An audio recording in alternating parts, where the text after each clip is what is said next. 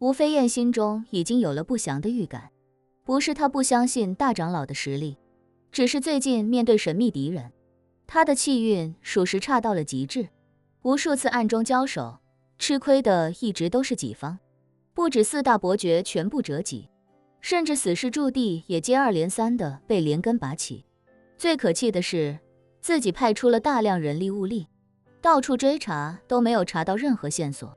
这次吴柏林在南极明显已经与人产生争斗，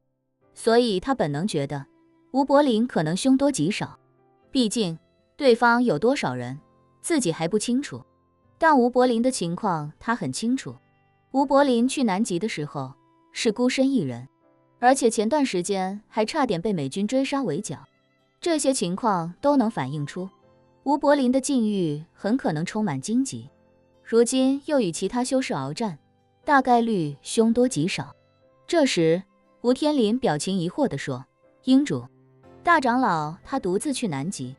甚至还让整个日本科考队帮他在南极勘探，这里面本就很多疑点，现在又证明了南极不止大长老一位修士，您说这南极是不是真有什么好东西吸引他们？吴飞燕点了点头，表情凝重地说，你说的对，吴柏林一定知道关于南极的某种传说，而且很可能是他闭关之前就知道了，所以这次我让他们出去寻找机缘，他才会毫不犹豫地选择南极。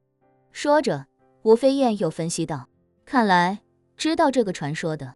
不只是吴柏林一个，还有其他修士。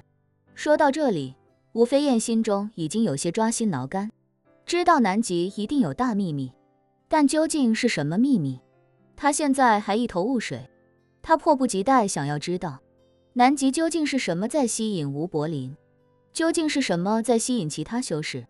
吴天林这时也看出吴飞燕心中疑惑，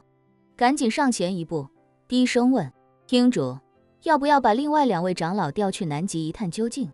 吴飞燕皱眉思忖片刻，摇了摇头，说，不了，我推测吴柏林大概率已经遇难，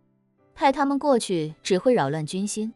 况且现在很难突破魔鬼西风带，就算去也要等南极冬天过去之后。你记住这件事，切记不要对任何人透露，如果等南极冬天过去之后，吴柏林还没有回来，我就亲自去一趟南极，若是他真的已经死了，就对另外2位长老宣布他叛逃了，其他什么都不提。吴天林表情一凛，立刻恭敬地说道，好的英主，属下知道了。吴飞燕叹了口气，略有些颓废地说道，行了，你先下去吧，让我一个人静一静。属下遵命。吴天林恭恭敬敬地退了出去。吴飞燕这才无力地长叹一声，用力揉了揉鼻梁骨。虽然他在吴天林面前表现得云淡风轻，但实际上他心里很是担忧。吴柏林是破清会自己之下第1人，实力很强，他若是真死了，不仅是破清会一大损失，更证明了这世界上其他的修士实力比他还要再高一筹。唯一还不确定的是，与吴柏林在南极动手的修士，与一直以来暗中跟自己作对的修士，是否为同一人，或者同一阵营。如果是，那可真是雪上加霜。其实南极的新闻并没有在社会上引发普遍关注，绝大多数人并不在意出现雷电意味着什么，毕竟一辈子也不会踏足这片大陆。这条新闻也只是在一些新闻软件上出现了几个小时，随后就被其他新闻覆盖，几乎再也没人关注。就在林婉儿还在为叶晨担忧的时候，叶晨终于回到了北欧科考站。当他的身影出现在科考站院子的极光之下时，林婉儿惊喜无比，立刻起身冲向大门。云如歌和宋如玉也关注到了叶晨的身影，惊喜之余赶紧跟着林婉儿一起冲向门口。当他们看到叶晨那一刻，3个女人秀美的脸庞上都写满了震惊与心疼。谁也没想到叶晨竟然会是如此惨状，浑身上下的衣服布满伤痕，几乎就是挂在身上的无数布条。万幸身前稍微好些，起码还能遮挡关键部位。林婉儿赶紧拉着叶晨的手，紧张地问，公子这是怎么了？受伤了没有？叶晨微笑道，受了点伤，但都运功治好了，就是衣服实在没办法。林婉儿脸上的心疼溢于言表，赶紧拉着叶晨道，公子快进来，奴家去给公子放水泡个澡，再给公子准备一身新衣服。叶晨点点头，感谢道，那就谢谢林小姐了。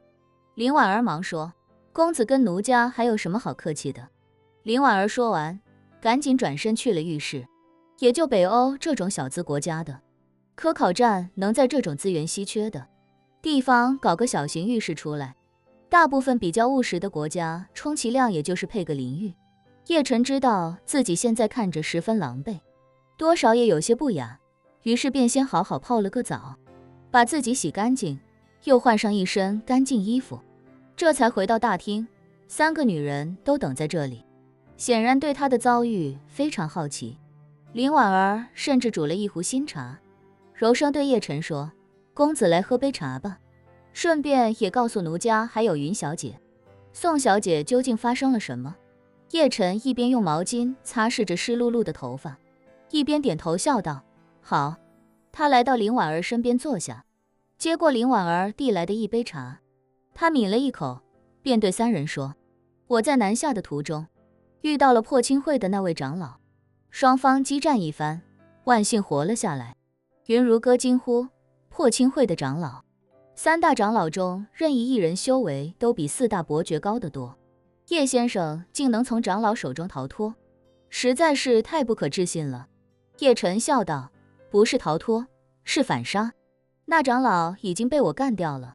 这话一出，云如歌和宋如玉更是惊骇无比，他们知道破清会长老的地位和实力，但没想到叶晨竟然能将其反杀。林婉儿倒是不觉得惊讶，因为她心里很清楚，这种情况狭路相逢，无论叶晨还是对方，肯定都不死不休。叶晨既然能活着回来，就证明对方肯定已经被叶晨杀掉了。云如歌下意识地问，叶先生，破清会的长老为什么要来这里？难道他也是追极光来的？叶晨摇摇头，微笑着道，那倒不是，这家伙是来找灵石的。有一个末法时代之前的修士留下的洞穴，里面有一批珍贵的灵石，他应该是偶然得知了藏有灵石的传说，所以才一路找了过来。